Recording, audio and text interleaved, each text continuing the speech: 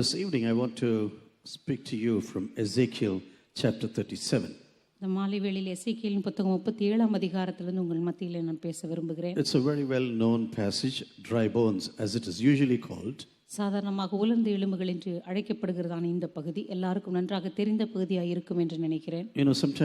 Somehow as I was preparing to preach in this service called Men with Vision, இந்த தரிசனமுள்ள ஆண்கள் என்கிறதான கூட்டத்திற்காக செய்தியை நான் ஆயத்தப்படுத்திக் கொண்டிருந்த போது somehow God brought me back to this chapter of dry bones. எப்படியோ உலர்ந்த எலும்புகள் என்கிறதான இந்த பகுதிக்கு நேராக ஆண்டவர் என்னை வழி நடத்தினார். But not only to this chapter but also to the entire story behind this chapter. இந்த அதிகாரத்துக்கு மாத்திரமல்ல, இந்த அதிகாரத்துக்கு பின்பாக இருக்கிறதான அந்த முழுமையான அந்த வரலாற்று பின்னணியத்துக்கு அந்த இடத்திற்கும் ஆண்டவர் என்னை கொண்டு வந்தார். When you read Psalm 137 this evening, சங்கீதம் 137 இந்த மாலை வேளையில் நம்ம வாசிக்க கேட்டோம்.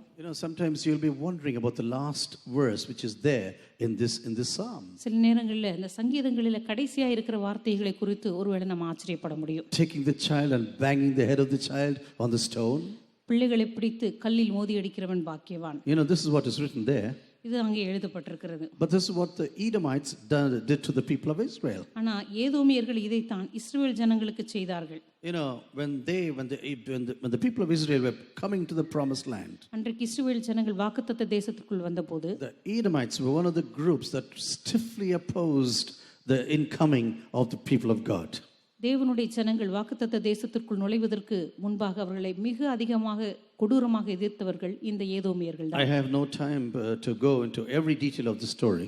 அவர்களுடைய எல்லா வரலாற்றையும் சொல்வதற்கு இப்பொழுது எனக்கு நேரம் இல்லை. But when we are going to read the Old Testament, ஆனா நம்ம பழைய ஏற்பாட்டை வாசிக்கும்போது I think we have to be very careful that we do not transfer one to one in our personal lives. ஆனா பழைய ஏற்பாட்டில் இருக்கிற ஒவ்வொரு வசனங்களையும் அப்படியே நம்ம புதிய ஏற்பாட்டுக்கு கொண்டு வர முடியும் என்று நாம் சொல்லிவிட முடியாது. Just because Abraham lied, we can't say I can also be a liar. Abraham பொய் சொன்னபடினால நானும் கூட ஒரு பொய் சொல்லுகிறவனா இருக்கலாம் என்று சொல்லிவிட முடியாது. Just because David is there in the Old Testament, I cannot say I will do everything what David did. தாவீது பழைய ஏற்பாட்டில் இருக்கிறபடினால தாவீது செய்த எல்லாவற்றையும் நான் செய்யலாம் என்று நாம் சொல்லிவிட முடியாது. The book of Hebrews does a wonderful job as they write chapter after chapter. There were no chapters, but as they are writing this letter, எபிரேயருக்கு எழுதின நிருபத்தை நம்ம ஒவ்வொரு அதிகாரமாக வாசிக்கும்போது உண்மையில் ஆரம்பத்தில் அவைகள் அதிகாரங்களாக எழுதப்படவில்லை. ஆனால் அந்த முழு புத்தகத்தை நம்ம வாசிக்கும்போது in the 11th chapter you see all the great men and women of faith. அந்த 11ஆம் அதிகாரத்தில் எல்லா விசுவாச வீரர்கள் அல்லது கதாநாயகிகளை பற்றி அங்கே எழுதப்பட்டிருக்கு. But the writer of the book of Hebrews makes it very clear to New Testament believers. ஆனால் எபிரேயருக்கு எழுதின நிருபத்தை எழுதினவர் புதிய ஏற்பாட்டு விசுவாசிகளுக்கு ஒரு காரியத்தை மிக தெளிவாக எழுதுகிறார். He never said looking unto Abraham who was the beginner and finisher of our faith. விசுவாசத்தை துவக்கிறவரும் முடிக்கிறவருமாகிய ஆபிரகாமை நோக்கி என்று அவர் எழுதாமல், no, he said beginner and finisher was Jesus alone. நம்முடைய விசுவாசத்தை துவக்கிறவரும் முடிக்கிறவருமாகிய இயேசுவை மாத்திரமே நோக்கி. And as we run in this race of faith, we have to look unto Jesus alone. இந்த விசுவாச ஓட்டத்தில் நாம் ஓடும்போது இயேசுவை மாத்திரமே நோக்கி நாம் ஓடும்படியாக அழைக்கப்பட்டிருக்கிறோம். This is one of the greatest challenges for Christians to know the entire Bible very well. எனவே இந்த முழு வேதாகமத்தை நன்றாக அறிந்திருக்கிறதான கிறிஸ்தவர்கள் ஒரு காரியத்தை நன்றாக அறிந்திருப்பார்கள். And sometimes they will say, okay, the midwives lied in order to save Moses, why should I not lie? பழைய ஏற்பாட்டில் மோசேயை காப்பாற்றும்படியாக மருத்துவச்சிகள் பொய் சொன்னார்களே, எனவே நாமும் பொய் சொல்லலாம் என்று சொல்ல முடியாது. This is how they transfer one to one from the Old Testament into the New Testament. இப்படிதான் பழைய ஏற்பாட்டில் இருக்கிற ஒவ்வொரு சம்பவத்தையும் புதிய ஏற்பாட்டில் நாம் அப்படியே பின்பற்றலாம் என்று சொல்லுகிறவர்கள் இப்படி வாதாடுவார்கள். When you speak about the law of the Old Testament, பழைய ஏற்பாட்டின் நியாயப்பிரமாணத்தை பற்றி நம்ம பேசும்போது it always said what you should not do in your life. நியாயப்பிரமாணம் எப்பொழுதுமே உங்களுடைய வாழ்க்கையில் நீங்கள் எதை செய்யக்கூடாது என்பதை பற்றி அது மிக திருத்தமாக சொன்னது. Sometimes it is like some men who are sitting on the easy chair at home. சில நேரத்தில் சில ஆண்கள் வீட்டில் நல்ல ஒரு சாய்வு நாட்காலில் அமர்ந்து கொண்டு thou shall not, thou shall not, thou shall not, இதை செய்யாதிருப்பாயாக, அதை செய்யாதிருப்பாயாக, இதை செய்யாதிருப்பாயாக என்று சொல்லிக்கொண்டே இருப்பார். You know such men at home sometimes. அப்படிப்பட்ட ஆண்கள் வீட்டில் இருக்கிறது நீங்க பார்த்திருக்கீங்களா? Thou shalt not, thou shalt not, thou shalt not. இதை செய்யாதிருப்பாயாக, அதை செய்யாதிருப்பாயாக. But they will never help you a little bit. ஆனா கொஞ்சம் கூட வீட்டு வேலைகளுக்கு அவங்க உதவியே செய்ய மாட்டாங்க. The only thing what they do, so thou shalt not, thou shalt not, thou shalt not. அவங்க செய்யற காரியமெல்லாம் இதை செய்யாதிருப்பாயாக என்று கட்டளை போடுவது மாத்திரம்தான். Thou shalt not go, நீ போகாதிருப்பாயாக, thou shalt not speak. நீ பேசாதிருப்பாயாக. But so that you may not do such things, they will never give you any hands or feet or mouth or anything and help you. அப்படிப்பட்ட காரியங்களை நீங்கள் செய்யாமல் இருப்பதற்கு அவர்கள் தங்களுடைய வாயையோ கையையோ அல்லது கால்களையோ கொடுத்து அவர்கள் உதவி செய்ய மாட்டார்கள். But you know, in the New Testament, it's all about the heart of man. ஆனா புதிய ஏற்பாட்டை பொறுத்த வரைக்கும் அது ஒரு மனுஷனுடைய இருதயத்தை பற்றி சொல்லி It's இருக்கிறது. not about your hand and feet, it's all about your heart. அது எப்பொழுதுமே உங்களுடைய கைகளை பற்றி கால்களை பற்றி பேசவில்லை, உங்களுடைய இருதயத்தை பற்றி பேசுகிறது. You know, when you look into the story of the Israelites, இஸ்ரவேல் ஜனங்களுடைய வாழ்க்கை வரலாற்றை நம்ம பார்க்கும்போது, you know, looking back into the history, everything was wonderful, everything were full of miracles. வரலாற்றை நம்ம பார்க்கும்போது அது முற்றிலும் அற்புதங்களினாலும் அடையாளங்களினாலும் நிறைந்திருக்கிறது. From the day of salvation out of Egypt, என்றைக்கு எகிப்து தேசத்திலிருந்து அவர்கள் மீட்கப்பட்டார்களோ அந்த நாளிலிருந்து all the way into the promised land, அவர்கள் வாக்குத்தத்த தேசத்திற்குள் நுழைவதற்கு வரைக்கும், and all the battles that were there in the promised land, அந்த வாக்குத்தத்த தேசத்தில் இருந்ததான எல்லா யுத்தங்களின் மத்தியிலும் God was always with them. தேவன் எப்பொழுதுமே அவர்களோடு கூட இருந்தார். But you know, but one condition God said, when you come in my country, ஆனா ஒரு நிபந்தனை கர்த்தர் சொல்லியிருந்தார், நீங்கள் என்னுடைய தேசத்திற்குள் நுழையும் போது, when you come into my promised land, நீங்கள் என்னுடைய வாக்குத்தத்த தேசத்திற்குள் வரும்போது, you should never worship the gods around you, நீங்கள் ஒருபோதும் உங்களை சுற்றிலும் இருக்கிறதான விக்கிரகங்களை ஆராதிக்க கூடாது. because I am totally against idol worship. ஏனென்றால் விக்கிரக ஆராதனைக்கு நான் எதிர்த்து நிற்கிற தேவனாய் இருக்கிறேன். God said this many times and warned them exactly. தேவன் இதை பற்றி மிக அடிக்கடியாக பேசியிருந்தார், அதே போல மிக தெளிவாக எச்சரித்தும் இருந்தார். You know, the land belongs to God, ஏனென்றால் அந்த தேசம் தேவனுடையது. and he says, if you want to live here, ஆண்டவர் சொன்னார், இங்கே நீ வாழ விரும்பினால் you should adhere to the rules and regulations of what I think. நான் யோசிக்கிறதான இந்த சட்டதிட்டங்களுக்கு நீ கீழ்ப்படிந்துதான் ஆக வேண்டும். You know, very often when I was a student in Germany in the beginning, I used to listen to some words in some homes. நான் ஜெர்மனியில் இருந்த பொழுது ஆரம்ப நாட்களிலே மாணவனாக இருந்த நாட்களிலே ஒரு சில குடும்பங்களில் அடிக்கடியாக சில காரியங்களை நான் கேட்டு ஆச்சரியப்பட்டது. I lived in the house of a Baptist preacher in the beginning.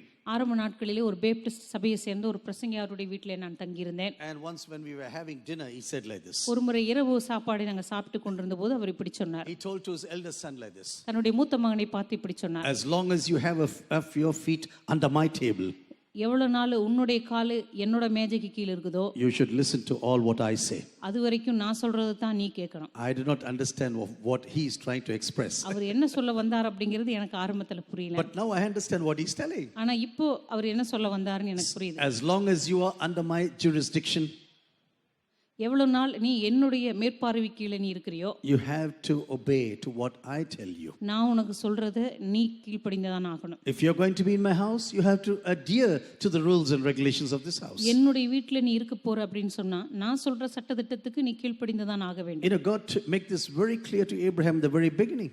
ஆண்டவர் ஆரம்பத்திலிருந்தே ஆபிரகாமுக்கு மிக தெளிவாக சொல்லியிருந்தார், walk before me and be thou perfect. நீ எனக்கு முன்பாக நடந்து கொண்டு உத்தமனாயிரு. What you have to do is not walk before other men. நீ செய்ய வேண்டிய காரியம் மற்ற மனுஷர்களுக்கு முன்பாக நடப்பதல்ல. No, walk before me, and then when you walk before me, you will be perfect. நீ எனக்கு முன்பாக நடக்க வேண்டும். எனக்கு முன்பாக நடக்கும்போது நீ பரிபூர்ணமான ஒரு மனுஷனாய் இருப்பாய். But when you read the story of Israel, the people of Israel went away from God. ஆனால் இஸ்ரவேல் ஜனங்களுடைய வாழ்க்கை நமக்கு தெரியும். அவர்கள் தேவனை விட்டு தூர சென்றார்கள். They started to worship the gods of Babylon.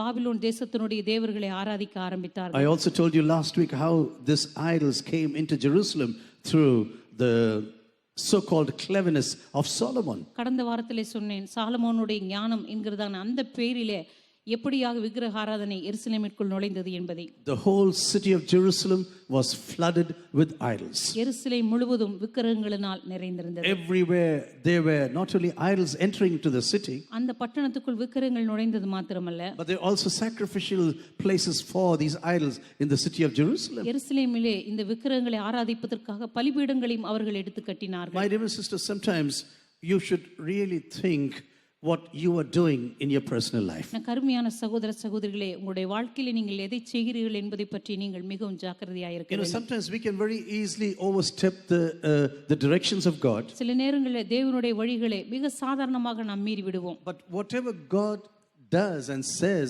has its own wisdom. ஆனா எதெல்லாம் ஆண்டவர் சொல்லுகிறாரோ அல்லது நமக்கு கற்றுக் கொடுக்கிறாரோ அது எல்லாவற்றுக்கு பின்பாக ஒரு ஞானம் இருக்கிறது. He doesn't put any rules and regulations just like this because according to his own whims and fancies. ஆண்டவர் எப்பொழுதுமே ஏதோ தனக்கு பிடித்ததான சில சட்டதிட்டங்களை நம்முடைய வாழ்க்கையில கொடுத்து விடுவதில்லை. He said when you come into the promised land you have to be careful. நீங்கள் வாக்குத்தத்த தேசத்திற்குள் வரும்பொழுது மிக ஜாக்கிரதையாயிருங்கள். So ultimately the people of Israel did this. கடைசியாக இஸ்ரவேல் ஜனங்கள் அதையே செய்தார்கள். And then God said you have to go in captivity. அப்பொழுது ஆண்டவர் சொன்னார், நீங்கள் சிறையிருப்புக்கு போக வேண்டும். 70 years I will send you to Babylon. 70 வருஷங்கள் நான் உங்களை சிறையிருப்புக்கு அனுப்புவேன். Obviously you like the gods of Babylon. வெளிப்படையாகவே உங்களுக்கு பாபிலோனின் தேவர்கள் பிடிக்கிறதல்லவா? So I will send you to Babylon, don't worry about it. எனவே நான் பாபிலோனுக்கே உங்களை அனுப்புகிறேன், கவலைப்பட வேண்டாம். There you have plenty of time to worship these gods of Babylon. அங்கே போய் பாபிலோனுடைய தேவர்களை ஆராதிப்பதற்கு உங்களுக்கு நிறைய நேரம் இருக்கும். Daniel and his group were carried away in captivity. தானியேலும் அவருடைய நண்பர்களும் கூட சிறையிருப்பிலே பிடித்துச் செல்லப்பட்டார்கள். And the second batch, Ezekiel the prophet, was carried away. இரண்டாவது படியாக அவர்கள் சிறையிருப்புக்கு போனபோது எசேக்கியேல் அந்த கூட்டத்தில் இருந்தார். And when they came down to the rivers of Babylon, அந்த நாளிலே அவர்கள் பாபிலோனுடைய அந்த நதிக்கு பக்கத்துல வந்தபோது history says the people were not able to disperse away from that place. அந்த இடத்திலிருந்து அவர்கள் வருவதற்கு இஸ்ரவேல் ஜனங்களுக்கு மனமே இல்லை. They did not want to go further. அவர்கள் இன்னும் மேற்கொண்டு முன்னேறி செல்ல அவர்களுக்கு விருப்பமில்லை. Because Jeremiah said 70 years it's going to be and then God will bring you back. என்றார். எரேமியா சொன்னார், 70 வருஷம் நீங்க சிறையிருப்பிற்கு போக வேண்டும், அதற்கு பிற்பாடு கர்த்தர் உங்களை விடுவிப்பார். And even before the captivity God says I have good thoughts about you. சிறையிருப்புக்கு போவதற்கு முன்பாகவே ஆண்டவர் சொன்னார், உங்களை குறித்து நான் நன்மையான நினைவுகளை I வைத்திருக்கிறேன். will carry you in my mind. நான் என்னுடைய மனதிலே உங்களை But வைத்திருப்பேன். 70 years of purification will surely happen. ஆனா 70 வருஷம் சுத்திகரிப்பு நிச்சயமாகவே உங்களுக்கு நடக்கும். And so many of them they did not want to cross the river and go into the country. எனவே அவர்கள் அநேகர் அந்த பாபிலோன் ஆற்றை கடந்து சிறையிருப்பிற்கு போவதற்கு அவர்களுக்கு மனமே இல்லை. And Ezekiel was there with the people of God. அவர்களோடு கூட இருந்ததான எசேக்கியேல் He said, don't believe all these false prophets. அவர் சொன்னார், இந்த பொய்யான தீர்க்கதரிசிகளை எல்லாம் நம்ப வேண்டாம். Even in those the problem was the false prophets. அந்த நாட்களிலே கூட இருந்த பிரச்சனையானது கள்ள தீர்க்கதரிசிகள் Some தான். false prophets says don't worry about anything. ஒரு சில கள்ள தீர்க்கதரிசிகள் அப்பொழுது சொன்னார்கள், எதை பற்றி நீங்கள் கவலைப்பட வேண்டாம். Oh, Babylon is going to go in 2 years. Babylon இன்னும் 2 வருஷத்திலே போய்விடும். You just wait, everything is going to happen. நீங்கள் காத்திருங்கள், எல்லாம் நடக்க போகிறது. And then they said we are going to sit at the banks of this river Kaba. அதற்கு பிற்பாடு அவர்கள் சொன்னார், இந்த கேபா நதி அண்டையிலே நாங்கள் உட்கார்ந்து And when people said, hey, come and sing the songs of Zion, இந்த சீயோனுடைய பாட்டுகள் சிலவற்றை எங்களுக்கு பாடுங்கள் they said, என்று how சொன்னார். can we do this in our sorrow? அவர்கள் சொன்னார், எங்களுடைய மனதுக்கத்திலே நாங்கள் எப்படி இப்பொழுது சீயோனின் கீதத்தை பாட முடியும்? We are totally uncertain about our future. எங்களுடைய எதிர்காலத்தை பற்றி நாங்கள் நிச்சயமற்றவர்களாக இருக்கிறோம். We hear the temple is being totally destroyed. இந்த எருசலேமினுடைய ஆலயமானது முற்றிலுமாக அழிக்கப்பட்டு விட்டது. The city of Jerusalem is totally destroyed. எருசலேம் முற்றிலுமாக அழிக்கப்பட்டு விட்டது. 70 years we are going to spend in uncertainty. 70 வருஷங்கள் இனிமே நிச்சயமற்ற ஒரு எதிர்காலத்தை நாங்கள் வாழப்போகிறோம். We do not know what is really true right now. இனிமே எது எங்களுடைய வாழ்க்கையில் உண்மையா இருக்க போகிறது என்று எங்களுக்கு தெரியவில்லை. How can we ever sing the songs of Zion? இந்த சீயோனுடைய பாட்டுகளை இப்பொழுது நாங்கள் எப்படி பாடுவது என்று கேட்டார்கள். But one thing is for sure. ஆனால் ஒரு காரியம் நிச்சயமாக If இருந்தது. I forget you, Jerusalem. எருசலேமே நான் உன்னை மறந்தால், If I forget you, Jerusalem, எருசலேமே நான் உன்னை மறந்தால், let my right hand forget his job. என் வலதுகை தன் தொழிலை மறப்பதாக. This is how they loved the city of God. இப்படித்தான் தேவனுடைய பட்டணத்தை அவர்கள் நேசித்தார்கள். They knew that they were doing mistakes. அவர்கள் தாங்கள் தவறு செய்கிறோம் என்பதை அறிந்திருந்தார்கள். But God, took them in love, purified them completely. ஆனால் ஆண்டவர் தமது அன்பினாலே அவர்களை எடுத்து அவர்களை முற்றிலுமாக சுத்திகரித்து. Do you know when God purifies you, it's not because he wants to destroy you. தேவன் உங்களை சுத்தப்படுத்தும் போது உங்களை அழிப்பதற்காக அல்ல என்பது உங்களுக்கு தெரியுமா? No, he wants to totally change you completely. அவர் உங்களை முற்றிலுமாக மாற்ற விரும்புகிறார். He wants to gather you once again. அவர் உங்களை மறுபடியுமாக சேர்த்துக் கொள்ள விரும்புகிறார். He wants to change your heart completely. உங்களுடைய இருதயத்தை அவர் முற்றிலுமாக மாற்ற விரும்புகிறார்.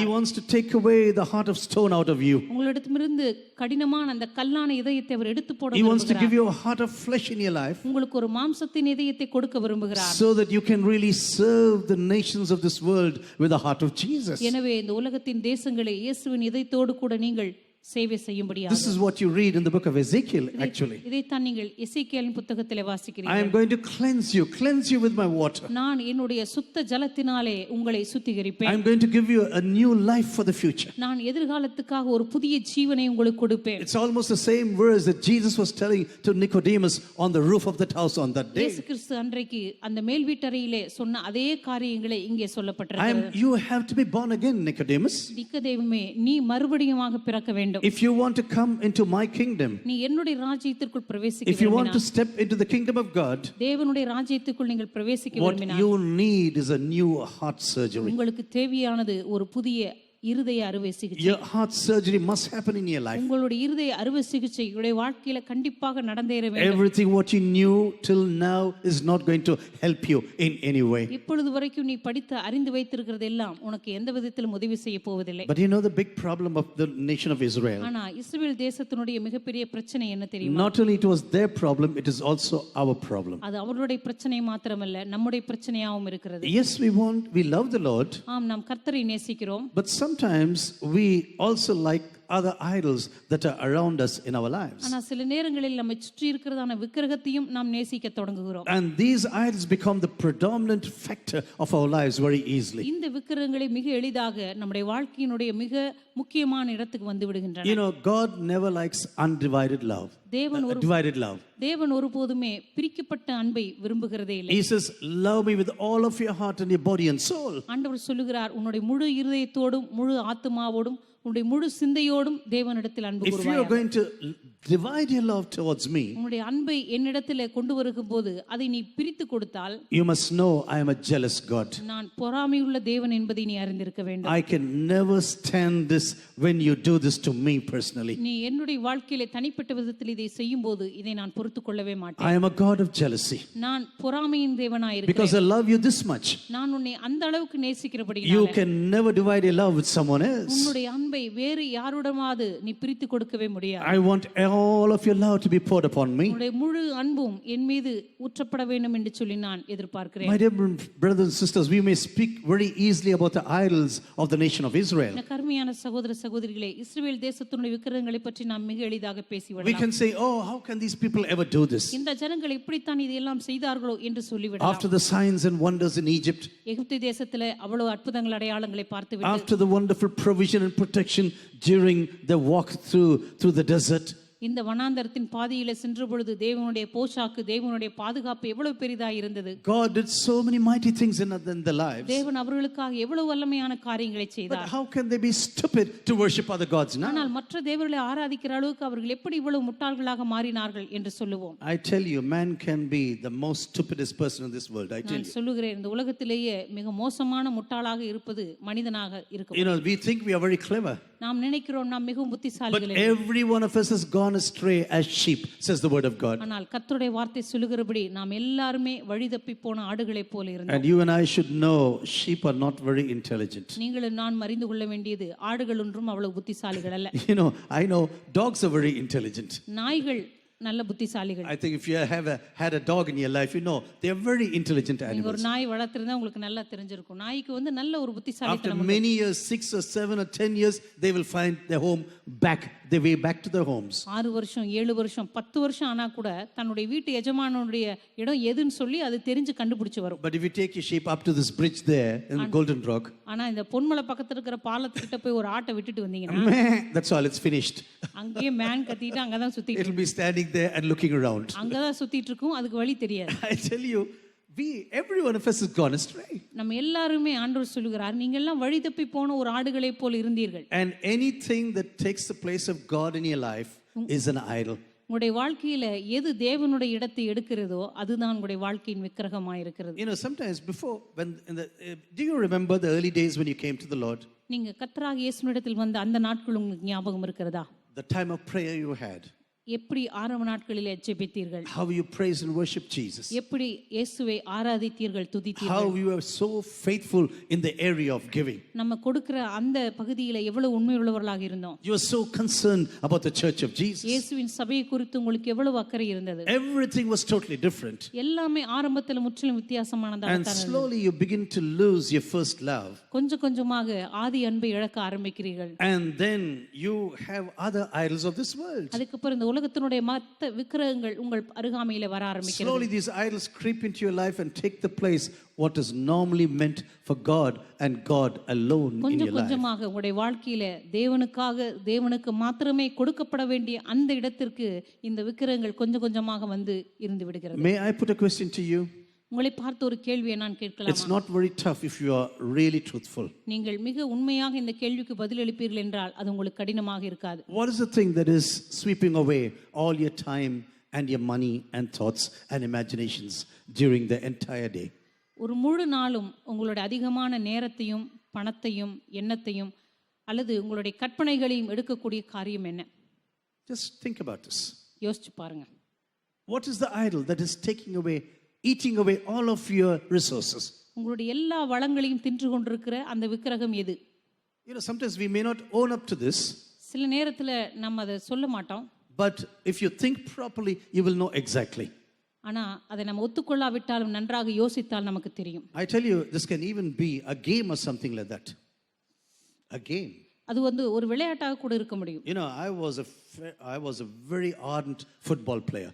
நான் ஆரம்பத்துல இந்த கால்பந்தாட்டத்தை குறித்து மிக மிக ஒரு பைத்தியமாக இருந்தேன்னு சொல்லலாம். You know, even when I was in seminary, I was the leader of the football team. நான் வந்து செமினரியில் படித்து கொண்டிருந்த பொழுது கூட அந்த கால்பந்தாட்ட அந்த குழுவில் நான் தான் தலைவனா இருப்பேன். You know, there came a time in my life I had to think before God. நான் ஒரு காலகட்டம் வந்த பொழுது ஆண்டவருக்கு முன்பாக என்னை நான் சோதிக்க What பார்த்தேன். is very important in my life now? இப்போ என் வாழ்க்கையில எது ரொம்ப முக்கியமா இருக்கு? Is it football? கால்பந்தாட்டமா? For some of you it may be cricket. ஒருவேளை உங்களில் ஒரு சிலருக்கு கிரிக்கெட்டா இருக்கலாம். Maybe it's a business or teaching or whatever it is. ஒருவேளை அது உங்களுடைய ஆசிரியர் பணியா இருக்கலாம், அல்ல உங்களுடைய வியாபாரமா இருக்கலாம், தொழிலா இருக்கலாம். Maybe it's even your food. ஒருவேளை உங்க சாப்பாடா கூட இருக்கலாம். You know, sometimes people travel hundreds of kilometers for food. ஒரு சாப்பாடு வாங்கி சாப்பிடணுன்றதுக்காக நூற்றுக்கணக்கான கிலோமீட்டர் பிரயாணம் பண்ணுவாங்க. I asked one boy and asked him, what is your hobby? ஒரு பையனை பார்த்து கேட்டேன், உன்னுடைய பொழுதுபோக்கு என்ன? He said, I am a foodie. நான் வந்து அதிகமா சாப்பிடுறேன், அதுதான் என்னுடைய பொழுதுபோக்கே. That's what he said to me. என்னை பார்த்தா அந்த பையன் அப்படித்தான் சொன்னான். Oh, there is such a hobby also as a foodie. இப்படி சாப்பாடு சாப்பிடுறதையே ஒரு பொழுதுபோக்கா வச்சிருக்கிற ஒரு இது கூட இருக்குதா அப்படின்னு நினைச்சேன். I do not know whether you heard about this hobby in your life. இந்த பொழுதுபோக்கை பத்தி நீங்க கேள்விப்பட்டிருக்கீங்களான்னு எனக்கு He தெரியல. sat there in this room straight before me and said, I am a foodie. இந்த ரூம்ல தான் உட்கார்ந்து அந்த பையன் என்ன பார்த்து சொன்னான், நான் வந்து அதிகமா சாப்பிடுவேன் And pastor. this is the reason why I'm going to Chennai now. இதனால தான் இப்போ நான் சென்னைக்கே போறேன். And I really want to spend my time in foodies now. அதனால அங்க என்னென்ன சாப்பாடு கிடைக்குதோ அதெல்லாம் சாப்பிடுறதுக்காகவே நான் சென்னைக்கு You know, போறேன். sometimes we really do not know what is taking the place of God in your personal life. உங்களுடைய தனிப்பட்ட வாழ்க்கையில ஆண்டவருடைய இடத்தை எடுத்துக்கொண்டிருக்கிற விக்கிரகம் எது என்று சொல்லி உங்களுக்கு தெரியாமல் இருக்கலாம். Maybe it is what you say, a passion for money. ஒருவேளை பணத்தை சம்பாதிக்கணும் அப்படிங்கிற ஒரு வெறியா கூட இருக்கலாம். You know, some people get up in the morning till late in the night, they're always thinking about money. காலையில் எழுந்திலிருந்து இரவு தூங்க போக வரைக்கும் பணம் பணம் பணம் இது எப்படி சம்பாதிக்கலாம்? After 1 hour they'll stand up and say, how are my shares doing in the United States? 1 மணிக்கு நைட் எந்திரிச்சு பார்ப்பாங்க, என்னுடைய பங்கு சந்தையில என்னுடைய பங்கெல்லாம் இப்போ எப்படி போயிட்டு இருக்கு. Trump is doing some nasty things now. Where is my share now? Trump வேற இப்போ அப்பப்ப ஏதாவது ஒரு கிறுக்குத்தனமா பண்ணிட்டு இருக்காரு, இப்போ எனக்கு என்ன நடக்க போதோ. You know, sometimes we are so enamored by certain things in our lives. இப்படிப்பட்ட காரியங்கள் நம்மை மிக அதிகமாக கவர்ந்து இழுக்க முடியும். Sometimes money can be an idol of your life. சில நேரத்துல பணமே உங்களுடைய வாழ்க்கையினுடைய விக்கிரமாக மாற முடியும். And I was told by a sister, every time she wants to open the cupboard and see how many sarees she has. ஒரு சகோதரி சொன்னாங்க, அவங்க பீரோவை திறக்கும் போதெல்லாம் அங்க எத்தனை புடவை இருக்குன்னு எண்ணி பார்க்கறது தான் அவங்களுக்கு பெரிய As சந்தோஷம். soon as she opens, everything comes down like that. அப்படியே பீரோவை திறந்த உடனே மேல இருந்து புடவையா கொட்டணும். And she is so happy about it. அதை பத்தி அவங்களுக்கு ரொம்ப சந்தோஷம். As she has 100 sarees, she finds it wonderful. அப்படி பீரோல ஒரு 100 புடவை இருந்ததுன்னா ரொம்ப சந்தோஷம். She's not alive now, so you don't need to worry about her now. அம்மா இப்ப உயிரோட இல்ல, அதனால யாரும் நீ யோசிச்சு You கவலைப்படாத. know, we can have some crazy things in our lives. இந்த வாழ்க்கையில சில பைத்தியக்காரத்தனமான பொழுதுபோக்குகள் கூட நமக்கு இருக்கு. Some people, whenever they get up, they have to count the money and again and again. 1 லட்சம் 2 லட்சம் 3 லட்சம் 4 லட்சம் 5 லட்சம். And that's what they'll be doing in the middle of the night. ஒரு சில நடுராத்திரில எந்திரிச்சு கூட அவங்க கிட்ட இருக்கிற பணத்தை எண்ணி எண்ணி பார்த்து சந்தோஷப்பட்டுக்குவாங்க. Because the idol has taken over. ஏன்னா அதுவே அவருடைய வாழ்க்கையினுடைய விக்கிரகமா மாறி அவர்களை மேற்கொண்டு விட்டது. What is the idol of your life? உங்களுடைய வாழ்க்கையினுடைய விக்கிரகம் என்ன? Do you know why God wants to cleanse us out? ஏன் ஆண்டவர் சுத்திகரிக்க விரும்புகிறார் தெரியுமா? He wants your entire love completely. உங்களுடைய முழு அன்பையும் அவர் பெற்றுக்கொள்ள விரும்புகிறார். The time of prayer, the time of meditation or the word of God. ஜெபத்தின் நேரம் அல்லது தியானத்தின் நேரம். The time what he wants, what you spend with him. நீங்க அவரோடு கூட செலவழிக்கிற அந்த நேரத்தினுடைய முழு கவனத்தையும். The time you do ministry for his purposes. அவருடைய நோக்கங்களுக்காக நீங்கள் செய்கிற ஊழியத்தின் நேரம். Everything is very important to God. எல்லாமே தேவனுக்கு மிக மிக முக்கியமானது. And God spoke to the people of Israel now very clearly. ஆண்டவர் இஸ்ரவேல் ஜனங்களோடு கூட மிக தெளிவாக சொன்ன காரியம் இதுதான். 70 years you can never bypass. 70 வருஷங்கள் இதை நீங்கள் குறுக்கு வழியிலே சென்றடையவே முடியாது. When you look into the New Testament, for example, புதிய ஏற்பாட்டை பார்க்கும்போது உதாரணமாக Israel has a lot of problems even till today. இஸ்ரவேல் தேச ஜனங்கள் மத்தியிலே பல பிரச்சனைகள் இருந்தது, இன்றைக்கும் இருக்கிறது. Even today they have a lot of problems. இன்றைக்கு கூட அநேக பிரச்சனைகள் உன் மத்தியிலே உண்டு. You will be surprised maybe today the greatest problem is atheism. Do you know that? ஆனா இஸ்ரவேல் ஜனங்கள் மத்தியில் இன்றைக்கு இருக்கிற பிரச்சனை, ஒருவேளை நீங்க ஆச்சரியப்படலாம், அதாவது நாத்திகர்களாக அவர்கள் மாறிக்கொண்டிருக்கிறார்கள் என்பது. Especially the youth, they believe on nothing. விசேஷமாக இஸ்ரவேல் ஜனத்தின் மத்தியில் இருக்கிறதான வாலிபர்கள் எதையுமே நம்புவதில்லை. Because they say we are capable, we have everything. அவர்கள் சொல்லுகிறார்கள், நாங்கள் திறமைசாலிகள், எங்களிடத்தில் எல்லாம் இருக்கிறது. We have the iron dome. எங்களுக்கு இரும்பினாலான பாதுகாப்பு இடங்கள் இருக்கிறது. And so Trump says he's got the golden dome now. இப்பொழுது ட்ரம்ப் சொல்லிக் கொண்டிருக்கிறார், எனக்கு தங்கத்திலே ஒளிவதற்கு நான் பெரிய பெரிய குகைகளை கட்டி If you வைத்திருக்கிறேன். have the iron dome, I have the golden dome now. உங்களுக்கு இரும்பு குகை இருக்குதா, எங்களுக்கு தங்க குகை இருக்கு. And so they are so proud of themselves now. எனவே தங்களை பற்றி அவர்கள் பெருமை பாராட்டி கொண்டிருக்கிறார்கள். And they have other set of problems nowadays. இன்னொரு பிரச்சனை கூட அவர்கள் மத்தியில் இருக்கிறது. Even today they are so enamored by meditation. Do you know that? இன்றைக்கும் கூட தியானம் என்பது அவர்களுக்கு மிக மிக பிடித்த காரியமா இருக்கிறது. You know, I was sitting there on the banks of a river in Rajasthan. Rajasthan தேசத்துல இருந்து அந்த ஆற்றுப்படுகைக்கு பக்கத்துல நான் அமர்ந்து கொண்டிருந்தேன். And usually I used to go there very often, every year almost, to pray. Rajasthan மாநிலத்துக்கு அடிக்கடியாக நான் ஜெபத்திற்காக போவதுண்டு. And there were a lot of Jews. அங்கே நிறைய யூதர்கள் உட்கார்ந்திருப்பார்கள். And I went to one of those boys and said like this. அங்க இருந்த பையன்கள் ஒரு இடத்துல போய் நான் சொன்னேன், Hear, O Israel, you have one true God. இஸ்ரவேலே கேள், உன் தேவனாகிய கர்த்தர் ஒருவரே. You have one God. உங்களுக்கு ஒரே ஒரு தேவன் மாத்திரமே உண்டு. And as soon as I said these words in his ears, இந்த வார்த்தைகளை அவருடைய காதுகளில் நான் சொன்னதுதான், Shema, O Israel, I said. இஸ்ரவேலே கேள் என்கிறதான அந்த எபிரேய He ஜெபம். immediately got up, stared at me and just walked away. உடனடியாக அந்த இடத்தை விட்டு வேகமாக போய்விட்டார். I said, how can you ever come to this country and seek God in your life? இந்த தேசத்துல வந்து நீ தேவனை தேடிக் கொண்டிருக்கிறாயே, இது எப்படி உன்னால் முடிகிறது என்று கேட்டேன். And I met this man a few times on the road after that for 2 or 3 days. அதுக்கப்புறம் 2-3 நாட்கள்ல அந்த சாலை வழியாக அந்த பையனை மறுபடியும் He பார்த்தேன். never spoke even a single word to me. அதுக்கப்புறம் என்கிட்ட ஒரு வார்த்தை கூட அந்த பையன் பேசவே இல்லை. Because they were so enamored about other idols of this world. ஏனென்றால் இந்த உலகத்தில் இருக்கிறதான மற்ற விக்கிரகங்களை குறித்து, தேவர்களை குறித்து அவர்களுக்கு அவ்வளவு ஆசை இருக்கிறது. But you know, in the New Testament, they had no problems with idolatry anymore. ஆனா புதிய ஏற்பாட்டுல பார்க்கும்போது அவர்களுக்கு விக்கிரக ஆராதனை என்கிறதான பிரச்சனையே இருக்கவில்லை. Because God had completely cleansed them. ஏனென்றால் தேவன் அவர்களை முற்றிலுமாக சுத்திகரித்திருந்தார். He said, I took you into captivity in order to cleanse you. ஆண்டவர் சொன்னார், நான் உங்களை சிறையிருப்புக்கு கொண்டு சென்றதே உங்களை சுத்திகரிக்கத்தான். I will gather you.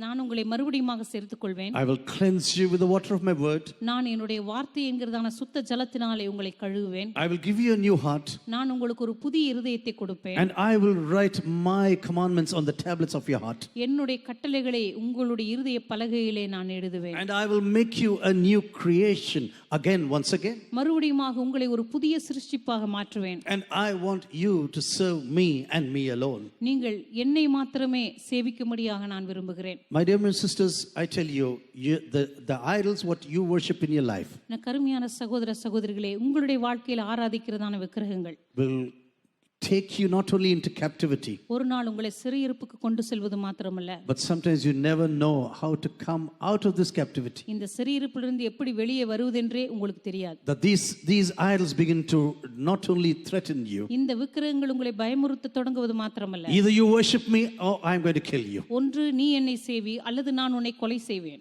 Either you worship me or I will finish you off. ஒன்று நீ என்னை சேவி என்னை ஆராதி அல்லது நான் உன் கதையை முடித்து விடுவேன். And when you go into the 37th chapter, எசேக்கியேல் புத்தகம் 37ஆம் அதிகாரத்துக்கு நாம் போகும்போது, this whole valley is full of dry bones. இந்த முழு பள்ளத்தாக்கும் உலர்ந்த எலும்புகளினால் நிறைந்திருக்கிறது. These bones are from the historical background of this nation. இந்த எலும்புகள் எல்லாம் இந்த தேசத்தினுடைய வரலாற்று பின்னணியிலிருந்து வந்தவைகள். Obviously there was a huge battle in the valley. நிச்சயமாகவே அந்த பள்ளத்தாக்கிலே மிகப்பெரிய ஒரு யுத்தம் நடந்தது. And all of these people, these people of these bones, everyone was killed. அங்கே இருந்ததான அந்த எலும்புகள் எல்லாம் பார்க்கும் பொழுது அங்கே கொல்லப்பட்ட ஜனங்களுடைய எலும்புகள். The heat of this valley, the winds of the valley. அந்த பள்ளத்தாக்கிலே இருந்ததான அந்த உஷ்ணமும் காற்றும். This scorching heat has completely demolished every character of these bones. அந்த எலும்புகளிலே காணப்பட்ட எல்லாவித காரியங்களையும் அங்கிருந்ததான உஷ்ணமும் காற்றும் முற்றிலுமாக உலர்ந்து போகச் செய்தது. Every life of these bones have been sucked away. அந்த எலும்புகளுக்குள்ளா இருந்த எல்லா ஜீவனும் ஏற்கனவே உறிஞ்சப்பட்டு விட்டது. But God said to the prophet like this. அப்பொழுது ஆண்டவர் தீர்க்கதரிசியை பார்த்து இப்படி சொன்னார். He's showing this huge valley now, right now. இந்த மிகப்பெரிய பள்ளத்தாக்கை அவர் காண்பித்து, sometimes as if God is taking us to our own lives sometimes. சில நேரத்துல நம்முடைய வாழ்க்கைக்குள்ளாகவே தேவன் சுட்டி காட்டி காண்பது. We are the people of God. We were the people of God. நாங்கள் தேவனுடைய ஜனங்களாக இருந்தோம். An army that did great things for God in their lives. தேவனுக்காக பெரிய காரியங்களை செய்த சேனைகளாக இருந்தோம். But now they are total dry bones. இப்பொழுது அவைகள் எல்லாம் முற்றிலும் உலர்ந்து போன ஒரு எலும்பு கூட்டம். And now God was interested to build up an army for himself once again. ஆண்டவர் மறுபடியுமாக தமக்காக ஒரு சேனையை அந்த இடத்திலிருந்து அவர் கூட்டி சேர்க்க விரும்பினார். However you might have gone away from God. ஒருவேளை நீங்க தேவனை விட்டு எவ்வளவு தூரம் சென்றிருந்தாலும் சரி, whatever the idols you have worshipped in your life, இப்பொழுது உங்களுடைய வாழ்க்கையில எப்படிப்பட்ட விக்கிரகங்களை நீங்கள் ஆராதித்து வந்திருந்தாலும் what are the gravest mistakes you have done in your life, உங்களுடைய வாழ்க்கையில எவ்வளவு பெரிய தவறுகளை நீங்கள் செய்திருந்தாலும் சரி, our God is not only gathering you, but He is also a God who restores once again. நம்முடைய தேவன் உங்களை சேர்த்துக் கொள்வது மாத்திரமல்ல, அவர் உங்களை மறுபடியும் உயிர்ப்பிக்கிற தேவனுமாய் இருக்கிறார். He says, yes, I will gather you once again. ஆம், உங்களை மறுபடியுமாக என்னிடமாய் நான் சேர்த்துக் கொள்வேன். And I will give you new life, and I will restore your life once again. நான் உங்களுக்குள்ளே மறுபடியுமாக ஆவியை பிரவேசிக்க பண்ணி உங்களுக்கு புதிய ஜீவனை கட்டளையிடுவேன். I want you to come into the army of God once again. தேவனுடைய சேனைக்குள்ளாக மறுபடியுமாக நீங்கள் பிரவேசிக்க நான் விரும்புகிறேன். And God says very clearly, speak the word right now. Speak the word right now. இப்பொழுது நீ மிக தெளிவாக கர்த்தருடைய வார்த்தையை கூறு என்று Do you know சொன்னார். every restoration begins with the word of God? நம்முடைய வாழ்க்கையில ஏற்படுகிறதான ஒவ்வொரு உயிர்ப்பித்தலுக்கும் பின்பாக கர்த்தருடைய வார்த்தை இருக்கிறது உங்களுக்கு The தெரியுமா? word of God is the foundation of a real restoration, spiritual restoration. நம்முடைய ஆவிக்குரிய வாழ்க்கையினுடைய ஒவ்வொரு உயிர்ப்பித்தலுக்கு பின்பாக கர்த்தருடைய வார்த்தை நிச்சயமாக And as the word of God is being preached right now, அந்த நாளிலே கர்த்தருடைய வார்த்தை அங்கே பிரசங்கிக்கப்பட்ட போது there's a huge voice down there in the valley. அந்த பள்ளத்தாக்கிலே மிகப்பெரிய ஒரு இரைச்சல் உண்டாயிற்று. Sometimes people tell me like this. சில நேரங்களிலே ஜனங்கள் என்னை பார்த்து இப்படி You சொல்லுவாங்க, know, Pastor, I like your church, pastor உங்க சபை எனக்கு மிகவும் பிடிக்கும், but I don't like the noise there. ஆனா அந்த சபையில் இருக்கிற சத்தம் தான் எனக்கு பிடிக்காது. How can you be so loud there in the church? நீங்க சபையில எப்படி இவ்வளவு சத்தமா நீங்க ஜெபம் பண்றீங்க? But wherever there's joy, there is a lot of noise. ஆனா எந்த இடத்துல சந்தோஷம் இருக்கிறதோ அந்த இடத்துல எல்லாம் மிகப்பெரிய சத்தம் இருக்கிறது உங்களுக்கு தெரியுமா? Just imagine you come with a little baby from the hospital. யோசித்து பாருங்க, ஒருவேளை இப்ப மருத்துவமனையில இருந்து வர்றீங்க, உங்களுக்கு ஒரு குழந்தை பிறந்திருக்கு. Everyone is waiting for the arrival of the baby. எல்லாம் அந்த வீட்டுக்கு குழந்தை எடுத்துட்டு வர்றதுக்காக எல்லாம் காத்திருக்காங்க. Will you say, நல்லா இருக்கு? Will all of you do this now? இப்படி முகத்தை வச்சுட்டா நீங்க இப்படி சொல்லுவீங்க குழந்தைய பார்த்து? There'll be jubilant shouts, for example. ஒருவேளை எல்லாம் சந்தோஷமா அப்படியே ஒரு கரகோஷமா வரவேற்க மாட்டாங்க. Everyone will be shouting there. எல்லாம் அப்படியே ரொம்ப சந்தோஷமா பேசிட்டு ஐயோ இருப்பீங்க. மூக்க பாரு, ஐயோ கண்ண பாரு. They'll be describing the baby now. அப்படியே அந்த குழந்தை வீட்டுக்கு வந்த உடனே எல்லாரும் எவ்வளவு சந்தோஷமா விவரிப்பாங்க. குழந்தைக்கு மூக்கு இருக்க தான் செய்யும், என்ன பண்றது? We immediately will be telling so many things. உடனடியா அந்த குழந்தையை பார்த்தோன்னு ஒரு பெரிய உற்சாக வரவேற்பு. There'll be lots of shouts of joy in the family. உடனே வீட்டுக்குள்ள ஒரு மிகப்பெரிய ஒரு உற்சாகத்தின் சத்தம் எழும்புறது இல்லையா? And when this lady told me like this one day, அந்த அந்த சகோதரி என்னிடத்துல இதை சொன்ன உடனே I told her, sister, don't come to heaven, please. நான் சொன்னேன் அவங்கள பார்த்து, தயவு செய்து நீங்க பரலோகத்துக்கு வராதீங்க. And she said, what? I should not come to heaven? அவங்க சொன்னாங்க, என்னது நான் பரலோகத்துக்கு வரக்கூடாதா? Yeah, heaven is a very loud place, I said. ஏன்னா பரலோகம் வந்து மிக சத்தமான இடமா இருக்கும் என்று You சொன்னேன். just read the book of Revelation. நீங்க வெளிப்படுத்தின விசேஷத்தை வாசித்து பாருங்க. Trumpets and everything is shining around there in the heavens. அங்க பரலோகத்துல பார்க்கும் பொழுது அங்க எக்காளத்தின் பெருந்தொனி இருக்கிறது. Oh, there is shouts of joy. அங்க சந்தோஷத்துடைய மிகப்பெரிய ஆரவார சத்தம் இருக்கிறது. Millions of people of different tribes, different languages praising Jesus. வித்தியாசமான கோத்திரத்தை சேர்ந்தவர்கள், பாஷைக்காரர்கள் எல்லாம் கோடிக்கணக்காக சேர்ந்து தேவனை ஆராதித்துக் There will be கொண்டிருப்பார்கள். so much of shouts of joy in heaven. Please don't come to heaven, I தயவு said. செய்து பரலோகத்துக்கு வராதீங்க, அங்க மிகப்பெரிய ஆரவார சத்தம் இருக்கும் But அப்படின்னு you know, any place which is full of joy, ஆனா எந்த இடமெல்லாம் முற்றிலும் சந்தோஷத்தினால் நிரம்பி இருக்கிறதோ, normally it's full of sound, I tell you. எங்கெல்லாம் சந்தோஷம் இருக்கிறதோ அங்கெல்லாம் ஒரு மிகப்பெரிய Suddenly சத்தம் there was a huge sound in the valley. அங்கே பள்ளத்தாக்கிலே மிகப்பெரிய ஒரு சத்தம் You உண்டாயிற்று. know, I cannot imagine how this happened. இது எப்படி நடந்திருக்கும் அப்படின்னு என்னால கற்பனை செய்ய Just முடியவில்லை. imagine thousands of skeletons strewn around in a valley. யோசித்து பாருங்க, ஒரு பள்ளத்தாக்குல நிறைய எலும்பு கூடுகள் அங்கங்க அப்படியே சிதறி And கிடக்குது. as soon as you begin to speak, நீங்க பேச ஆரம்பிச்ச உடனே all these bones come and get attached to the right bones. எல்லா எலும்புகளும் அப்படியே நகர்ந்து வந்து அந்தந்த சரியான இடத்துல வந்து சேருதுன்னு வச்சுக்கோங்க. Some of us will run away from that place. சிலர் பயத்துல அந்த இடத்தை விட்டு ஓடிடுவோம். Ayyo, I don't want to be here now. நான் இங்க இருக்க விரும்பல அப்படின்னு. You know, the leg did not go to the hands now. அங்க கால் எலும்பு கையோட போய் ஒட்டல. No, the leg bone went to the leg அந்த automatically. கால் எலும்பு கரெக்டா கால் எலும்போட போய் சேர்ந்து Everything is fitting into the sockets now. எல்லாம் சரியா போய் அந்தந்த மூட்டோட இணையுது. And this man is speaking the word of God. மனுஷன் கர்த்தருடைய வார்த்தையை பேசிக்கொண்டே இருக்கிறார். And suddenly new life is started to begin. திடீரென்று அங்கே புதிய ஜீவன்கள் உருவாக All the ஆரம்பிக்கிறது. blood vessels and everything is being formed now. அவர்களுக்குள்ளே இரத்த நாளங்கள், அவர்களுக்குள்ளே நரம்புகள் உருவாக All ஆரம்பிக்கிறது. the flesh and also the skin is being put upon the bones right அவர்கள் now. மீது மாம்சமும் அதற்கு மேல தோலும் மூடப்படுகிறது. And this man is looking, everything is beginning to work right இந்த now. மனுஷன் பார்த்து கொண்டே இருக்கிறார், எல்லாம் அங்கே கிரியை செய்ய God ஆரம்பிக்கிறது. says, I am a God of restoration. ஆண்டவர் சொல்கிறார், நான் மறுபடியும் உயிர்ப்பிக்கிற தேவனாய் Out of இருக்கிறேன். these dry bones, I will make a mighty army. இந்த உலர்ந்த எலும்புகளிலிருந்து ஒரு வல்லமையான சேனையை நான் உருவாக்க I do not போகிறேன். know how you feel about your life this evening. இந்த மாலை வேளையில் உங்களுடைய வாழ்க்கையை பற்றி நீங்கள் என்ன நினைக்கிறீர்கள்? Maybe எனக்கு you have தெரியாது. gone through a lot of heat in this world. ஒருவேளை இந்த உலகத்துல மிக அதிகமான வெப்பத்தின் பாதையிலே நீங்கள் கடந்து Maybe you சென்றிருக்கலாம். met a lot of storms in your life. உங்களுடைய வாழ்க்கையில் எத்தனையோ புயல்களை நீங்கள் சந்தித்திருக்கலாம். Everything, life has been totally destroyed out of you. இதனால இந்த உங்களுடைய வாழ்க்கையினுடைய ஜீவனை உங்களை விட்டு உறிஞ்சப்பட்டிருக்கும். Maybe you think, I have no future at all. ஒருவேளை நீங்க நினைக்கலாம், எனக்கு இனிமேல் எதிர்காலமே கிடையாது. Am I going to stand up once again? நான் போய் திரும்ப எழுந்திருக்க போனேனா? Am I going to belong to the army of God? நான் இனிமே எதிர்காலத்துல போய் ஆண்டவருடைய சேனையோடு கூட சேர்ந்து அவருக்கு ஊழியம் செய்ய I போகிறேனா? did a lot of mistakes in my life. என் வாழ்க்கையில நிறைய தவறுகளை நான் Because of செய்துவிட்டேன். idol worship, I lost everything that was there in my life. என்னுடைய விக்கிரக ஆராதனையால என் வாழ்க்கையில் இருந்த எல்லாவற்றையும் நான் இழந்து விட்டேனே. But now God is beginning to move. ஆனா இப்பொழுது ஆண்டவர் அசைவாட And ஆரம்பித்தார். as you listen to the word of God this evening, இந்த மாலை வேளையில் நீங்கள் கர்த்தருடைய வார்த்தை God கேட்டுக்கொண்டிருக்கும் can do the same miracle in your life this evening. தேவன் இதே அற்புதத்தை உங்களுடைய வாழ்க்கையிலும் கூட செய்ய God முடியும். can do this mighty miracle in your life this evening. இதே வல்லமையான காரியத்தை உங்களுடைய வாழ்க்கையில கூட He ஆண்டவர் will say, out of these dry bones, I can make the army of God in you. ஆண்டவர் சொல்வார், இந்த உலர்ந்த எலும்புகளிலிருந்து தேவனுக்காக ஒரு மிகப்பெரிய சேனையை நான் I உருவாக்குவேன். don't care what you lost in your life. உங்களுடைய வாழ்க்கையில் எதை நீங்கள் இழந்தீர்களோ எனக்கு I தெரியாது. don't care about what you went through in your life. உங்களுடைய வாழ்க்கையில் எந்த பாதையின் வழியா நீங்கள் கடந்து சென்றீர்களோ எனக்கு But God தெரியாது. says, I am a God of restoration. ஆனால் ஆண்டவர் சொல்லுகிறார், நான் மறுபடியும் உயிர்ப்பிக்கிற But you தேவனாயிருக்கிறேன். know, after the skins came,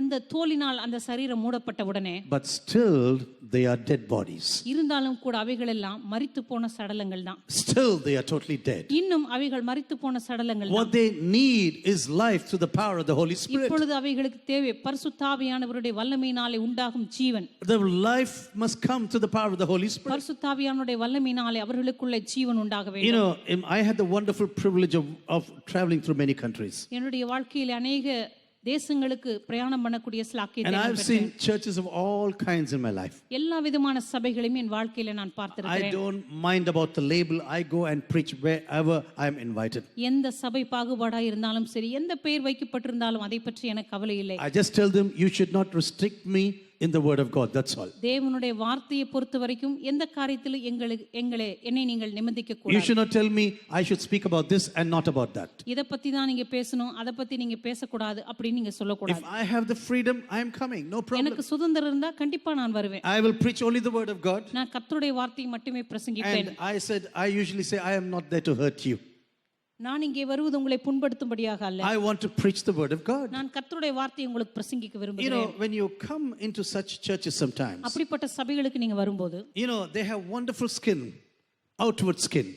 அவர்களுக்கு வெளிப்படையாக அழகான தோள்கள் இருக்கும். A few things have been formed inside this body. அந்த சரீரத்துக்குள்ளாக சில காரியங்கள் ஏற்கனவே உருவாக்கப்பட்டிருக்கும். But the problem is they are still dead. ஆனா பிரச்சனை என்னவென்றால் அவைகள் எல்லாம் மரித்த சடலங்கள். Do you know even our personal lives and our church can look like this if you are not very careful? உங்களுக்கு தெரியுமா, நாமும் கூட மிக ஜாக்கிரதையாக இல்லாவிட்டால் நம்முடைய சபையும் நம்முடைய தனிப்பட்ட வாழ்க்கையும் கூட இதை போலவே மாறி போகும். If there's no space for the Holy Spirit in our personal lives, நம்முடைய தனிப்பட்ட வாழ்க்கையில பரிசுத்த ஆவியானவருக்கு இடமே இல்லாமல் if there's no space for the stirring of the Holy Spirit in our lives, பரிசுத்த ஆவியானவர் நம்முடைய தனிப்பட்ட வாழ்க்கையில அசைவாடி மறுபடியுமாய் கிரியை செய்வதற்கு இடமில்லாமல் போகுமானால், we can have beautiful buildings, beautiful cars, beautiful houses, beautiful lamps, beautiful mics, everything is beautiful. நமக்கு அழகான கட்டிடங்களும் கார்களும் இடவசதிகளும் நல்ல இசையும் எல்லாமே இருக்கலாம். But what is it worth without the Holy Spirit? ஆனா பரிசுத்த ஆவியானவர் இல்லாமல் இவைகள் எல்லாம் எதற்குமே பிரயோஜனம் இல்லை. What is it worth without the power of the Holy Spirit? பரிசுத்த ஆவியானவருடைய வல்லமை இல்லாமல் இவைகள் எல்லாம் எதற்காக நாம் வைத்திருக்கிறோம்? You have wonderful people today, millions of people all across the nations. இன்றைக்கு உலகமெங்கிலும் நூற்றுக்கணக்கான ஜனங்கள் இருக்கிறார்கள். I know millions of people in this world, கோடிக்கணக்கான Christians. ஜனங்கள், கோடிக்கணக்கான கிறிஸ்தவர்கள் இந்த உலகத்தில் இருக்கிறார்கள். Hundreds and thousands of churches today நூற்றுக்கணக்கான ஆயிரக்கணக்கான சபைகள் இருக்கின்றன. who are totally beautiful on the outside. வெளிப்படையாக முற்றிலும் அழகானவை. Everything is there. Everything is there in this building. வெளிப்படையாய் பார்க்கும்போது எல்லாம் அவர்களுக்கு தேவையான எல்லா வசதிகளும் இருக்கிறது. But when you go into the services sometimes, ஆனா அவருடைய ஆராதனைக்குள்ள நம்ம போய் பார்க்கும்போது there's nothing, no life at all. அந்த ஆராதனையில எந்த ஜீவனும் இல்லை. Sometimes after a certain time in Germany especially, they begin to cough.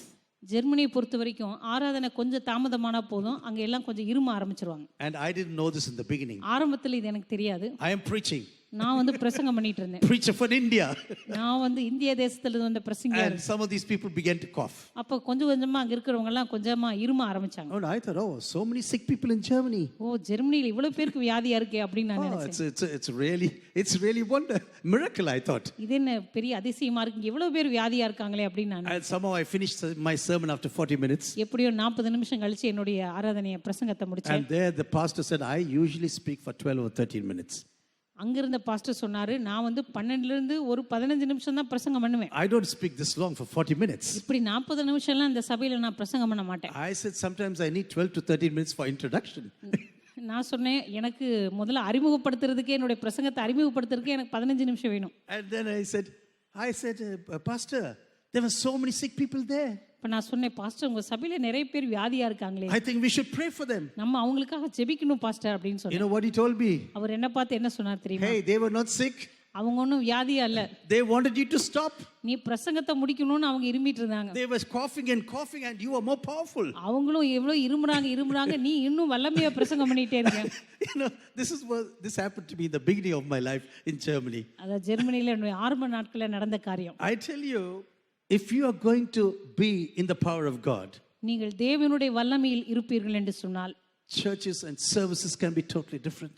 சபைகளும் ஆராதனைகளும் உங்களுக்கு முற்றிலும் வித்தியாசமானதாக I tell you, for the first 300 years, for example, 3 centuries.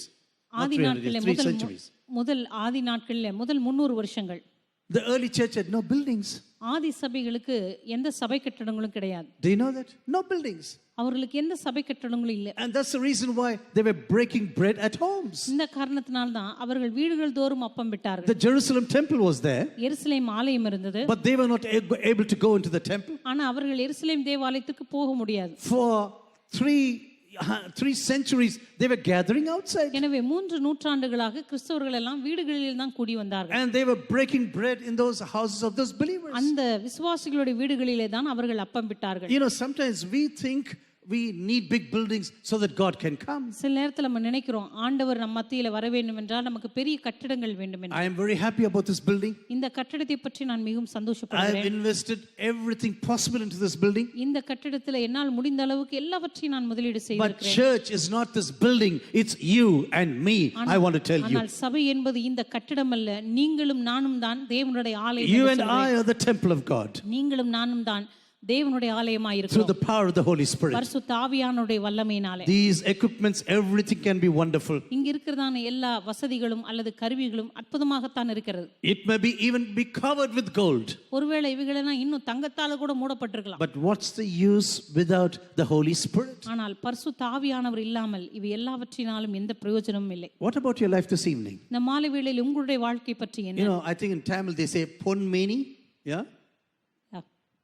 Golden skin. Is it right? Right. Right. அவங்க சொல்லிட்டாங்க ரைட்டா. அதனால பொன்மேனி means there's something, you know, everything is gold. எல்லாமே தங்கத்தால மூடப்பட்டிருக்கிற பொன்மேனி என்று சொல்லுவோம் இல்லையா? We can be people of ponmeni, I tell you. நம்ம ஒருவேளை தங்கத்தால நிறைந்த ஒரு பொன்மேனியா இருக்கலாம். பெண்மேனி இல்லம்மா பொன்மேனி. You know, we can be full of gold in our lives. ஒருவேளை நம்முடைய வாழ்க்கையில எல்லாமே தங்கத்தால மூடப்பட்டிருக்கலாம். But what is our life worth without the power of the Holy Spirit? ஆனா பரிசுத்த ஆவியானவருடைய வல்லமை இல்லாமல் நம்முடைய வாழ்க்கையில என்ன பிரயோஜனம் இருக்க போவதில்லை. We are covered wonderfully, நம்ம அற்புதமாக பொன்னினால மூடப்பட்டிருக்கலாம். but we are still dead. இருந்தாலும் நம்ம மரித்து போன சடலங்களாக இருக்க We முடியும். are beautiful carcasses. That's what I want to tell you. நம்ம எல்லாம் பார்க்கிறதுக்கு அழகான ஆனா சடலங்களாக இருப்போம். Have you seen அழகான சடலங்கள் in your life? You know, sometimes Christian life is like this. நம்முடைய கிறிஸ்தவ வாழ்க்கை கூட சில நேரத்துல இப்படி இருக்கும். Do you know what God said is secondly after the word of God?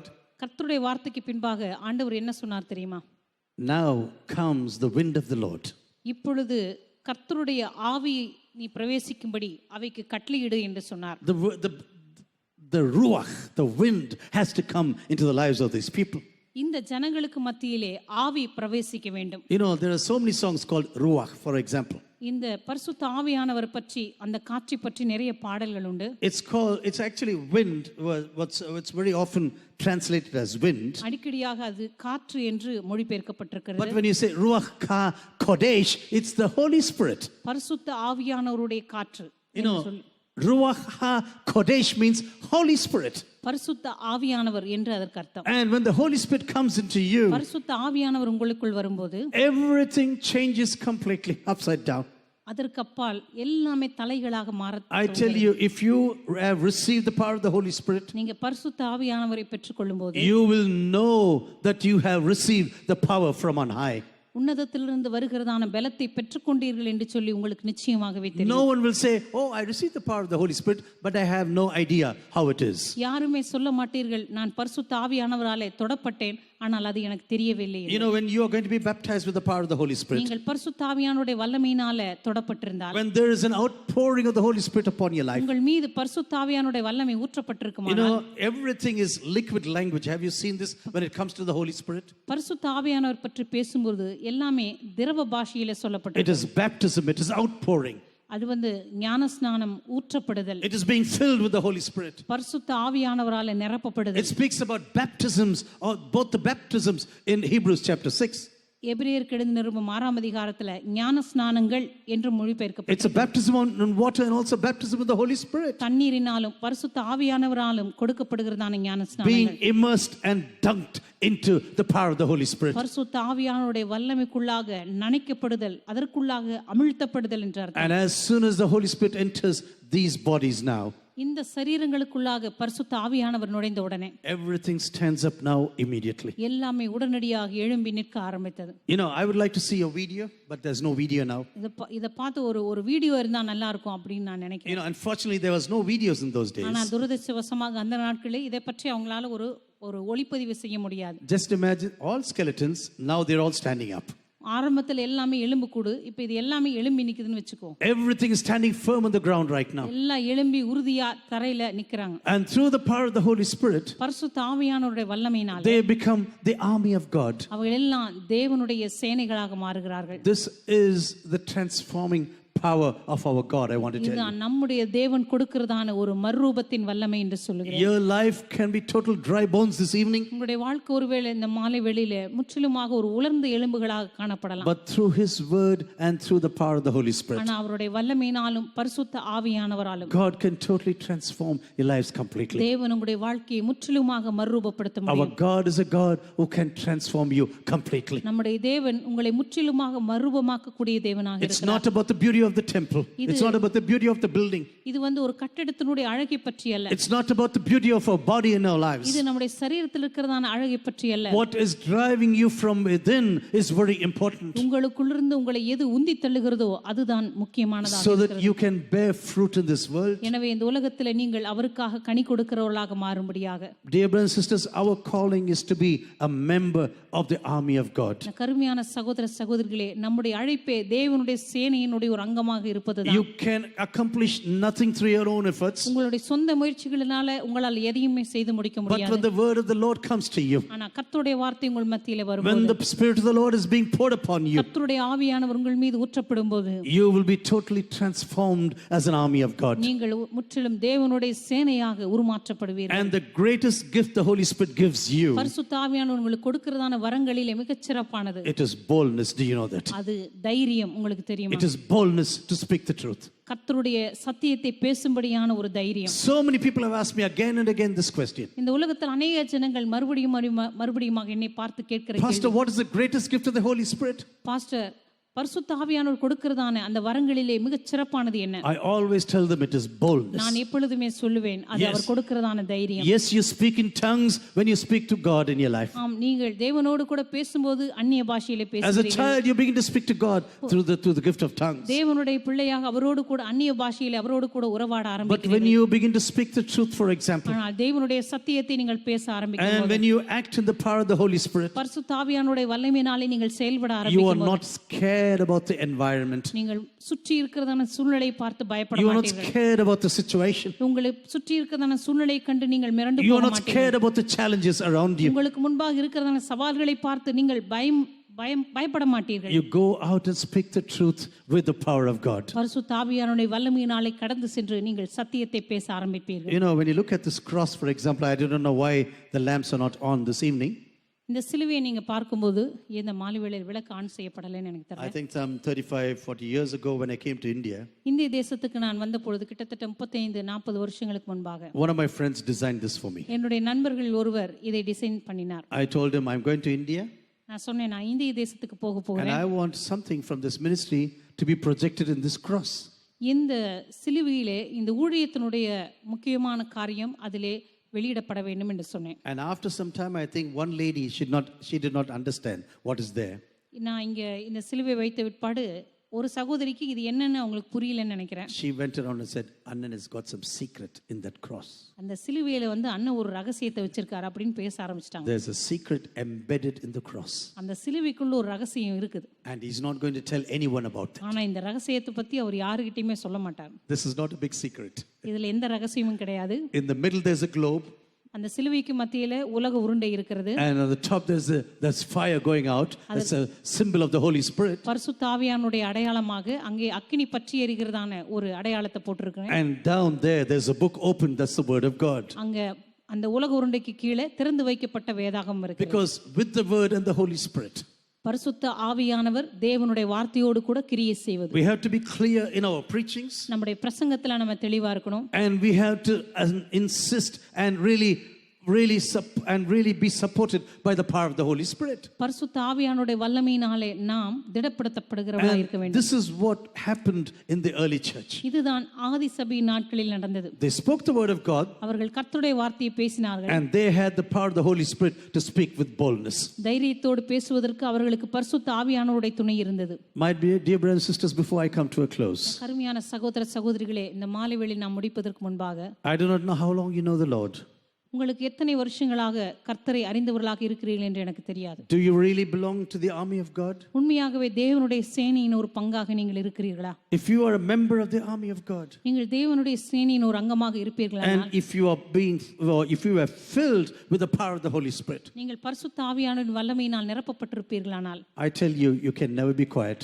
நான் சொல்லுகிறேன், நீங்கள் ஒருபோதும் அமைதியாய் இருக்க முடியாது. You can never be quiet. நீங்கள் ஒருபோதும் அமைதியாய் இருக்க முடியாது. You will keep on telling the truth to other people. நிச்சயமாகவே மற்றவர்களுக்கு தொடர்ந்து அந்த சத்தியத்தை சொல்லிக் கொண்டே தான் இருப்பீர்கள். And if you have a passion for the gospel, உண்மையாகவே சுவிசேஷத்தை குறித்து உங்களுக்குள்ள ஒரு மிகப்பெரிய வாஞ்சியும் தாகமும் இருக்குமானால், and then God sends people who need the gospel to you, ஆண்டவர் நிச்சயமாகவே எவருக்கெல்லாம் சுவிசேஷம் தேவையோ அவர்களை உங்கள் மத்தியில் அவர் அனுப்பி He வைப்பார். will send such people to you, and they will begin to ask to you, அப்படிப்பட்ட ஜனங்களை உங்கள் மத்தியில் ஆண்டவர் அனுப்புவார். அவர்கள் உங்களை பார்த்து கேட்க தொடங்குவார்கள், what should I do to be saved? நான் ரட்சிக்கப்படுவதற்கு என்ன செய்ய வேண்டும்? What should I do to be saved? நான் ரட்சிக்கப்படும்படியாக என்ன செய்ய வேண்டும்? And I pray that God uses you mightily. தேவன் உங்களை வல்லமையாக பயன்படுத்தும்படியாக நான் I ஜெபிக்கிறேன். want every eyes to be closed in the presence of the Lord this evening. என்னுடைய சமூகத்தில் கண்களை மூடும்படியாக கேட்டுக்கொள்கிறேன். And as we go away from here, இந்த நாளிலே இந்த இடத்தை விட்டு நாம் கடந்து செல்லும் முன்பாக, my dear sisters, we have a calling upon our lives. கருமையான சகோதர சகோதரிகளே, நம்முடைய வாழ்க்கையின் மீது நமக்கு ஒரு அழைப்பு இருக்கிறது. And we cannot lose our calling just because of the idols that Satan puts before us. நமக்கு முன்பாக பிசாசானவன் போடுகிறதான விக்கிரங்களின் நிமித்தமாக நம்முடைய வாழ்க்கையின் அழைப்பை நாம் இழந்து விட முடியாது. We cannot lose our calling. நம்முடைய அழைப்பை நாம் இழந்து விட முடியாது. We cannot follow other idols in our lives. நம்முடைய வாழ்க்கையில மற்ற விக்கிரங்களுக்கு பின்பாக நாம் போக முடியாது. And God says, no, if you are going to walk with me, ஆண்டவர் சொல்லுவார், நீ என்னோடு கூட நடந்து வருவாயானால், if you want to really have blessings in your life, உன்னுடைய வாழ்க்கையில உண்மையாகவே ஆசீர்வாதங்களை நீ பெற்றிருந்தால், I need undivided love. உன்னிடமிருந்து ஒரு பிரிக்கப்படாத அன்பை நான் எதிர்பார்க்கிறேன். I need undivided love. நான் பிரிக்கப்படாத ஒரு அன்பை உன்னிடத்திலிருந்து எதிர்பார்க்கிறேன். You could have lost everything in your life, ஒருவேளை உங்களுடைய வாழ்க்கையில் எல்லாவற்றையும் நீங்கள் இழந்திருக்கலாம். but my word and my power through the Holy Spirit will rebuild everything once again. ஆனால் என்னுடைய ஆவியானவரும் என்னுடைய பரிசுத்த வார்த்தைகளும் ஒரு விசையாய் கூட உன்னை மறுபடியுமாக திரும்ப எடுத்து கட்ட போகிறது. I am a God of restoration. நான் மறுபடியும் உயிர்ப்பிக்கிற தேவனாய் இருக்கிறேன். I am a God of restoration. நான் உயிர்ப்பிக்கிற தேவனாய் இருக்கிறேன். Maybe there's someone here this evening. ஒருவேளை இந்த மாலை வேளையில் இங்க இருக்கிற யாரோ ஒருவர், You know exactly that you lost so much of your spiritual life. ஒருவேளை உங்களுடைய ஆவிக்குரிய வாழ்க்கையில் பெரும்பாலான பகுதியை நீங்கள் இழந்திருக்கிறதாக Maybe you say, Lord, my life looks like dry bones. ஆண்டவரே, என்னுடைய வாழ்க்கை ஒரு உலர்ந்த எலும்பை போல இருக்கிறது என்று சொல்லிக் கொண்டிருக்கலாம். I've lost almost everything in my life. ஆண்டவரே, என் வாழ்க்கையில கிட்டத்தட்ட எல்லாவற்றையுமே நான் இழந்து விட்டேன். Lord, step into the valley of my life right now. ஆண்டவரே, என்னுடைய வாழ்க்கை என்கிறதான பள்ளத்தாக்குக்குள்ள நீர் பிரவேசிப்பீராக. Breathe the word of God into my life. ஆண்டவரே, எனக்குள்ளாக கர்த்தருடைய வார்த்தையை பிரவேசிக்க செய்வீராக. Lord, breathe the power of the Holy Spirit into my life. ஆண்டவரே, பரிசுத்த ஆவியானவருடைய வல்லமை எனக்குள்ளாக பிரவேசிக்க செய்வீராக. I want to come back to the army of God once again. ஆண்டவரே, தேவனுடைய சேனைக்குள்ளாக மறுபடியுமாக கூட நான் கடந்து வர Let every one விரும்புகிறேன். of us lift our hands and pray for every one of us. எல்லாரும் கரங்களை உயர்த்தி ஆண்டவரிடத்தில் ஜெபிக்க For ஆரம்பிக்கலாம். everyone in our families.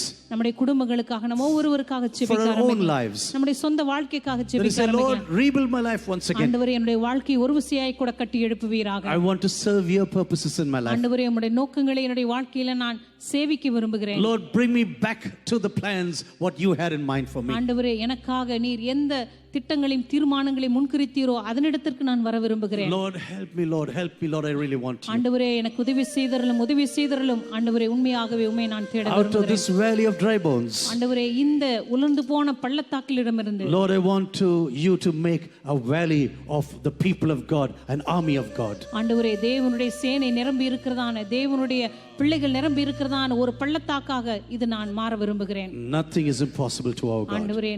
ஆண்டவரே, உம்மால கூடாத காரியம் ஒன்றுமில்லை. Nothing is impossible to our God. நம்முடைய தேவனால் கூடாத காரியம் ஒன்றுமில்லை. God can do signs and wonders in our lives. நம்முடைய வாழ்க்கையில் அற்புதங்களையும் அடையாளங்களையும் தேவனால் செய்ய He முடியும். can change our families completely. நம்முடைய குடும்பங்களை அவரால் முற்றிலுமாக மாற்ற முடியும். He can change our personal lives. நம்முடைய தனிப்பட்ட வாழ்க்கையை அவர் முற்றிலுமாக மாற்ற முடியும். Our God is a God of signs and miracles. நம்முடைய தேவன் அற்புதங்களின் அடையாளங்களின் தேவனாக Just இருக்கிறார். open your mouth and keep on praying. வாய்களை திறந்து ஜெபிக்க ஆரம்பியுங்கள். Nasariyane.